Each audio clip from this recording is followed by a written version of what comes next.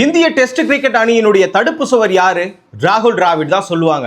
ஆனா தற்போதைய இந்தியாவினுடைய நவீன கிரிக்கெட்டினுடைய தடுப்பு சுவர் டெஸ்ட் கிரிக்கெட்ல யாருன்னு கேட்டா கண்மூடித்தனமாக குழந்தை கூட சொல்லும் இந்த இடத்துல புஜாரா தான் சொல்லிட்டு. ஏன்னா அவருடைய ஆட்டத்தை எல்லாருமே பார்த்திருப்போம். ராகுல் டிராவிட் 92 பாலுக்கு ஒரு ரன் அடிச்சிருப்பாரு ஒரு நேரத்துல. அதுதான் மிகப்பெரிய ஒரு அசாத்திய நிலை. ஆஸ்திரேலியா இங்கிலாந்தில் உள்ள வீரர்கள் அத்தனை பேருமே எழுந்து நின்று கை தட்டுவாங்க. ஏன்னா அப்படிப்பட்ட ஒரு நிலைப்பாட்டை எடுத்துட்டு வந்து பேட்டோடைய மிடில் பால பட்டு மெக்ராத்னா போட்டோம், யாருனா போட்டோம், எது பத்தியும் கவலையே கிடையாது. அக்தர் 140 கிலோமீட்டர் ஸ்பீட்ல பாகிஸ்தான்ல ஓடி வந்த போது கூட பேட்டினுடைய மிடில் பட்டு அந்த பால் அந்த கிரீஸை விட்டு கூட தாண்டாது. அந்த பேட்டோட பிளாட் எப்படி வைக்கிறாரோ அதுக்கு நேரா போயிட்டு கீழே கிரீஸ்ல விழுமா. அது கொஞ்சம் கூட அந்த பந்து நகராது. அந்த மாதிரி வீரர் இருக்கக்கூடிய சமயத்துல அவர் ஓய்வு பெற்ற உடனே 2013 சச்சினும் டிராவிடும் ஓய்வு பெற்ற உடனே யாரா இந்த இந்திய அணியை காப்பாற்ற போறது, இந்த அளவுக்கு திறமையா விளையாட போறது யாரு, இந்த அளவுக்கு தடுப்பு சுவராக இருக்க போவது யாருன்னு கேட்டா அந்த இடத்துல முளைச்சவங்க தான் விராட் கோலி, ரோஹித் சர்மா, புஜாரா, அஸ்வின். இந்த நால்வரும் சேர்ந்துதான் வெளிநாட்டிலையும் நம்ம ஜெயிக்கலாம், இந்திய மண்ணுல நம்ம ஜெயிக்கிறதை யாராலையுமே தடுக்க முடியாதுன்ற உத்வேகத்தையும் நம்பிக்கையும் நமக்கு கொடுத்தார்கள். அதாவது இந்திய அணிக்கு கொடுத்தாங்க.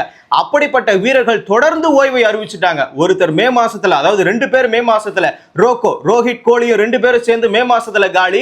2024 டிசம்பர்லயே அஸ்வின் அவர்கள் பார்டர் கவாஸ்கர் டிராபிலேயே தன்னுடைய நிலைமை என்ன என புரிந்து கொண்டு ஒரு முழு யூடியூபரா மாறி இன்னைக்கு யூடியூப்ல பேசிக்கொண்டே இருக்கிறார். அதே மாதிரி தான் சத்தீஸ்வர் புஜாரா அவர்கள் தன்னுடைய நிலையை மாற்றிக்கொண்டு 2வது ஆஃப்ல என்ன செய்யலாம்னு முடிவு பண்ணிட்டு கமெண்ட்ரியேட்டா மாறிட்டாரு. ஓய்வையும் அறிவிச்சிட்டாரு. இவர் ஓய்வை அறிவித்தது எல்லாருக்குமே கலக்கமாக இருந்தாலும், இந்த நேரத்துல பாராட்டக்கூடிய விஷயமாக இருந்தாலும், அவரை நாம மறந்துட்டு 2 வருஷமானதுதான் உண்மை. கிட்டத்தட்ட 2010 ஆஸ்திரேலியாவுக்கு எதிராகவே அறிமுகமாகி ஆஸ்திரேலியாவிற்கு எதிராகவே கடைசி போட்டியில விளையாடி இருக்கிறாரு. ஓவல்ல வேர்ல்டு டெஸ்ட் சாம்பியன்ஷிப்புக்காக இந்தியா வெர்சஸ் ஆஸ்திரேலியா விளையாடி இருக்குது. இதுதான் அவருடைய கடைசி போட்டி. என்னடா இது ஆஸ்திரேலியா பாத்தீங்களா, தொடங்கும் போது கூட ஆஸ்திரேலியா, முடியும் போது கூட ஆஸ்திரேலியா. ஆனா ஆஸ்திரேலியாக்காரனுக்கு மொத்த பேருக்குமே யாரை பார்த்தா பயம்னா புஜாராவை பார்த்தால் தான் பயம். ஏசிலுட்டே சொல்லியிருக்கிறாரு, ஒரு பேட்டியிலே சொல்லியிருக்கிறாரு, ஏன் ட்வீட்ல கூட சொல்லியிருக்கிறாரு, புஜாராவை தேர்ந்தெடுக்கல அப்படின்னு உடனே கண்டிப்பா இந்த பார்டர் கவாஸ்கர் டிராபி நமக்கு தான்டா.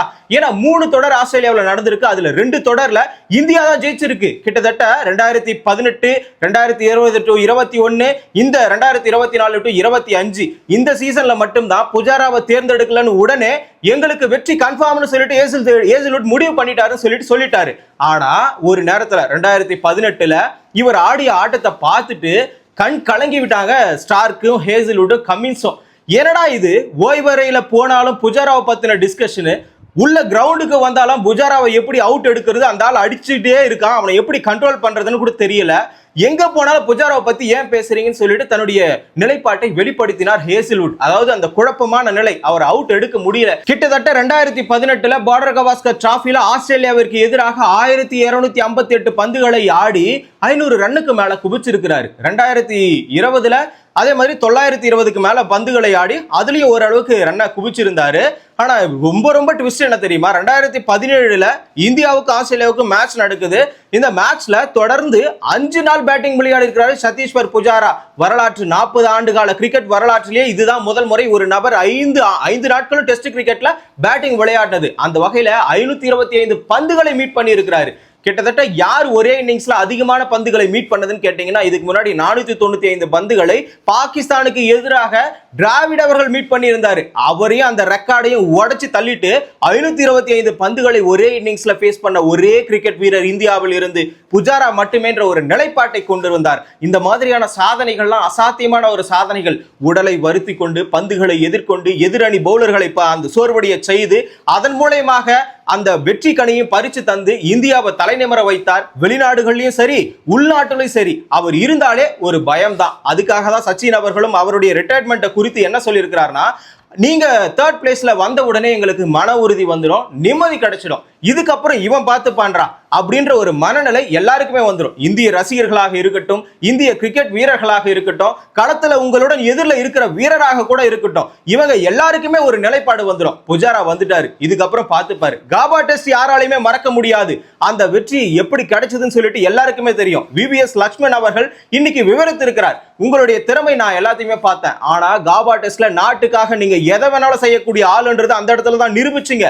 ஒரு இடமா 2 இடமா தலையிலிருந்து கால் வரைக்கும் அனைத்து பகுதிகளிலுமே அட்டாக் பண்ணாங்க இந்த ஹேசல்வுட், ஸ்டார்க்கும், கமின்ஸும். அப்போ கூட உடல் மேல வாங்கி கொண்டு டிராவிட் கூட ஒரு நிலைப்பாட்டுல 92 பாலுக்கு 1 அடிக்கும் போது கூட அவர் ஜாலியா தான் விளையாடினாரு. ரன் அடிக்கணும், அவருக்கு பிரஷரான மைண்ட் எல்லாம் கிடையவே கிடையாது. அந்த பந்தை நான் எப்படி எதிர்கொள்றேன் பாரான்னு சொல்லிட்டு அந்த பேட்டோட மிடில் பால வைப்பாரு. அது ரொம்ப அசாத்தியமான ஒரு வேலை. ஆனா இந்த இடத்துல அந்த நிலைப்பாட்டை எல்லாம் கடந்து அட்டாக்கிங் பவுலிங்க்கு வந்துட்டாங்க ஆஸ்திரேலிய வீரர்கள். அந்த அட்டாக்கிங் பவுலிங்கை எப்படி சமாளிக்கிறதுன்னு தெரிஞ்சுக்கிட்டு கையில, கால்ல, ஹெல்மெட்ல, அதே மாதிரி முட்டியில எல்லா இடத்துலயும் அடி வாங்கியாச்சு. மொத்த இடத்துலயும் அடி வாங்கியும் அந்த மேட்ச் ஜெயிச்சும் கொடுத்தாச்சு. இதுதான் மிகப்பெரிய ஒரு வெற்றி. உடலையும் மனதையும் வருத்தி கொண்டு விளையாடக்கூடிய திறமை உங்ககிட்ட இருக்குது. இந்தியாவுக்காக உங்களுடைய உடலையும் ஆன்மாவையும் முழுசா இழந்துட்டீங்கன்னு சொல்லிட்டு யுவராஜ் சிங் அவருடைய ஓய்வை குறித்து பாராட்டி இருக்கிறாரு. இப்படி பல சாதனைகளை பண்ணாலும் கிட்டத்தட்ட 7195 ரன்கள் 8வது ஹையஸ்ட் ஸ்கோர் அடிச்சிருக்கக்கூடிய ஒரு பேட்ஸ்மேன் டெஸ்ட் கிரிக்கெட்டை பொறுத்த வரைக்கும் 103 டெஸ்ட் போட்டிகளை விளையாடி இருக்கிறாரு. 19 சதம் அடிச்சுட்டு 35 அரை சதம் அடிச்சிருக்கிறாரு. இப்படிப்பட்ட ரன்களை குவித்திருந்தாலும் இவர் என்னதான் ரன் கொஞ்சம் கம்மியா இருக்குப்பா அப்படின்னு நீங்க சொன்னாலும் அவருடைய ஆட்டம் அந்த மாதிரிலாம் கிடையாது. 525 பந்துன்றது சாதாரணமா, ஒரு தொடர்ல 1258 பால்ன்றது சாதாரணமா, 525 சொன்னது ஒரே இன்னிங்ஸ்ல விளையாடி இருக்கிறாரு. ரொம்ப ரொம்ப அசாத்தியமான விஷயம். ஒரு பிளேயர்னா அதுல மனநிலை இருக்கணும். அந்த மனநிலையை புஜாரா அவர்கள் எப்படி வகுத்திருக்கிறாரு தெரியுமா? கையில பவுலர் பால் எடுத்த உடனே அந்த பந்து மட்டுமே உற்று நோக்குவார். அங்கிருந்து ஓடி வரும்போது கூட அந்த பந்து மட்டுமே உற்று நோக்குவார். நீங்க எந்த வீடியோ வேணா பாருங்க, பந்தை போட்ட உடனே அவர் ரிலீஸ் பண்ணுவார்ல, அதாவது பேட்டை தூக்கி ரிலீஸ் பண்ணுவாரு, பாலை வந்துட்டு கீப்பர் பிடிக்கட்டும்னு சொல்லிட்டு. அப்படி பிடிக்கும் போது கூட அந்த பந்து அவரை கடந்து போகும்போது அந்த பந்தை மட்டுமே உற்று நோக்கி கீப்பர் அந்த பந்தை பிடிக்கிறாரான்னு பார்த்துட்டு கீப்பர் ஸ்லிப் கிட்ட போட்டா அந்த ஸ்லிப்ல போகக்கூடிய அந்த பந்தையும் பார்ப்பாரு. அங்கிருந்து டிராவல் ஆகி மறுபடியும் பவுலர் கிட்ட போற அந்த பந்து எந்த மாதிரி எல்லாம் போகுது, என்னெல்லாம் ஆகுது, அந்த பந்து அவருடைய கைகள்ல என்ன மாதிரி இருக்குது, இந்த மாதிரியான உத்வேகத்துடன், மனநிலையுடன், நம்பிக்கையுடன் பந்து மட்டுமே போக்கஸ் பண்றதுனால மட்டும்தான் அந்த தேர்ட் பிளேஸ்ல இருக்கக்கூடிய வீரர்கள் இன்னைக்கும் சாதித்தவர்களாக டிராவிடும் புஜாராவும் இருக்கிறாங்கன்னா அதுக்கு காரணமே அவங்களுடைய மன உறுதி மட்டும்தான். இப்போ உற்று நோக்கணும்னு ஒரு விஷயத்த சொன்னல, நீங்க எந்த வீடியோ ஒன்னா பாருங்க, அவங்க அந்த மாதிரியான செயல்முறையில மட்டும்தான் இருப்பாங்க. அதே மாதிரி ஸ்ட்ரோக் வச்ச பந்தை கூட, டிஃபெண்ட் பண்ண பந்தை கூட ராகுல் டிராவிட் யாருக்குமே எடுத்து கூட போட மாட்டார். வச்சுட்டு ரிலாக்ஸா அவர் பாட்டு திரும்ப போயிட்டு அந்த பந்து வந்து யார் எடுக்கிறாங்கன்றது வரைக்கும் பொறுமையா இருந்து பார்ப்பார்.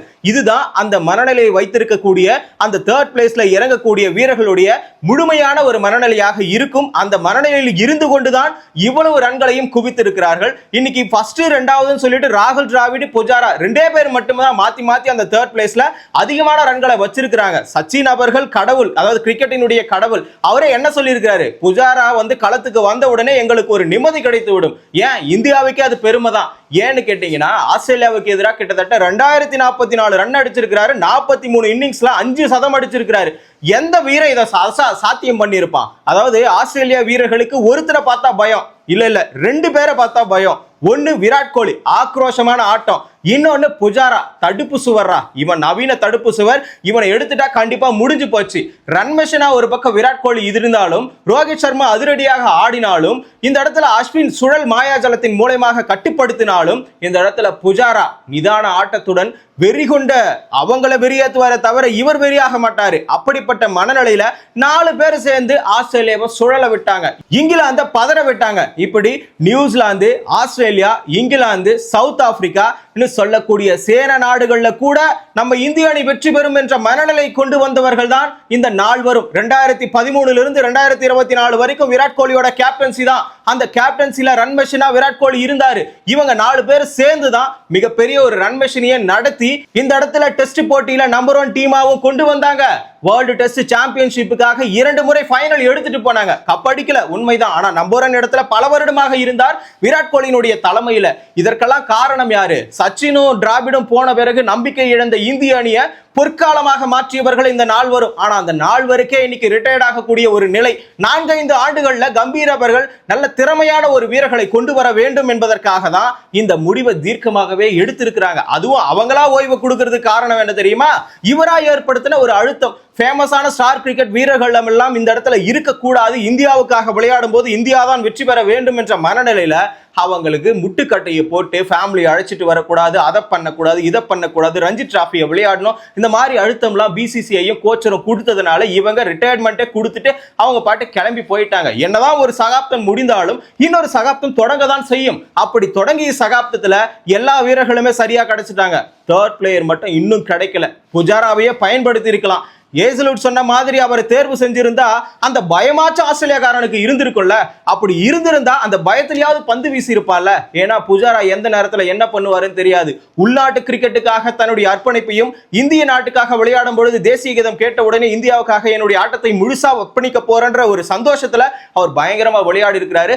ராஜ்கோட்ல ஒரு சின்ன பையனா பெற்றோரோட இணைஞ்சு ஒரு நட்சத்திரத்தை அடையணும்னு சொல்லிட்டு ஒரு பயணத்தை தொடங்குறாரு. அந்த பயணத்துல கடுமையா உழைக்கிறாரு. உழைச்சதன் மூலமா ஒரு இடம் கிடைக்குது இந்தியாவில். அந்த இடத்தை பயன்படுத்தி மிக உச்சத்துக்கு போய் ஒரு பக்கம் அசைக்க முடியாத ஒரு பிளேயர், தடுப்பு சுவர், நவீன இந்தியாவினுடைய தடுப்பு சுவர் என்ற பெயர் எடுப்பதெல்லாம் ஒரு அசாத்தியமான விஷயம். அதுவும் ஆஸ்திரேலிய வீரர்களுக்கே இவர் பயமுறுத்தக்கூடியவர், இவரை பார்த்தா அச்சம் வரும் அப்படின்ற ஒரு எண்ணத்தை ஊட்டி வளர்த்தவர் தான் இந்த புஜாரா. அப்படிப்பட்ட நிலைப்பாட்டில் இருப்பவர் என்ன சொல்லி ஓய்வு எடுத்திருக்கிறார்னா, இந்த களத்தில் இருக்கக்கூடிய நடுவர்கள், எதிரணி வீரர்கள், என்னுடைய சக வீரர்கள் எல்லாருக்குமே நன்றி, என்னுடைய குடும்பத்துக்கும் நன்றி, என்னுடைய பெற்றோருக்கும் நன்றி, இத்தனை வாய்ப்பை ஏற்படுத்தக்கூடிய அத்தனை நபர்களுக்குமே நன்றி, என் மீது அன்பு செலுத்திய இந்திய நாட்டுக்கும் இந்திய நாட்டு மக்களுக்கும் நன்றி. அதே மாதிரி தேசிய கீத பாடிட்டு நான் இந்தியாவுக்காக விளையாடும் போது அது மிகப்பெரிய ஒரு சந்தோஷத்துல இருந்தேன் அப்படின்னு சொல்லிட்டு இந்த இடத்துல ஓய்வு அறிவிச்சிருக்கிறாரு.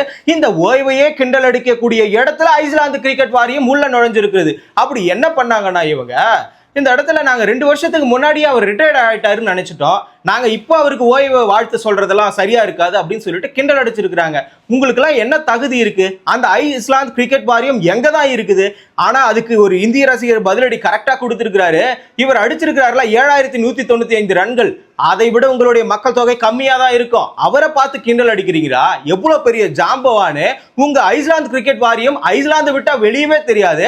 அப்படிப்பட்ட இடத்துல இருக்கக்கூடிய நீங்கள் புஜாராவை பார்த்து கிண்டல் அடிக்கிறீங்களா?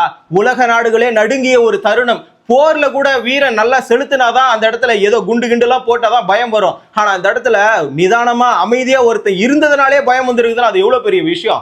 அப்படி இருந்த புஜாராவை ஐஸ்லாந்து கிரிக்கெட் வாரியம் அவமானம் செஞ்சிருக்கிறது. காமெடிக்கும் அவமதிப்புக்கும் டிஃபரெண்டே தெரியாம இந்த இடத்துல ஐஸ்லாந்து கிரிக்கெட் வாரியம் கலாய்த்து இருக்கிறது. அது அவங்களுடைய நிலைப்பாட்டுல அது காமெடி நினைச்சாலும் இங்க இருக்கக்கூடிய இந்திய ரசிகர்களுக்கு அது அவமானம் தான். அப்படி இருக்கும்போது இந்த இடத்துல புஜாரா ஓய்வு அறிவிச்சது இந்தியாவிற்கு எப்படிப்பட்ட பலவீனம், இந்தியாவிற்கு புஜாராவை போல் மீண்டும் ஒரு நபர் யாருன்னு சொல்லிட்டு நீங்க கமெண்ட்ல சொல்லுங்க. கிரிக்கெட் நிகழ்வுகளை தொடர்ந்து தெரிஞ்சுக்கணுமா? தமிழரசன் பாரிவாளர் சேனலை சப்ஸ்கிரைப் பண்ணிக்கோங்க.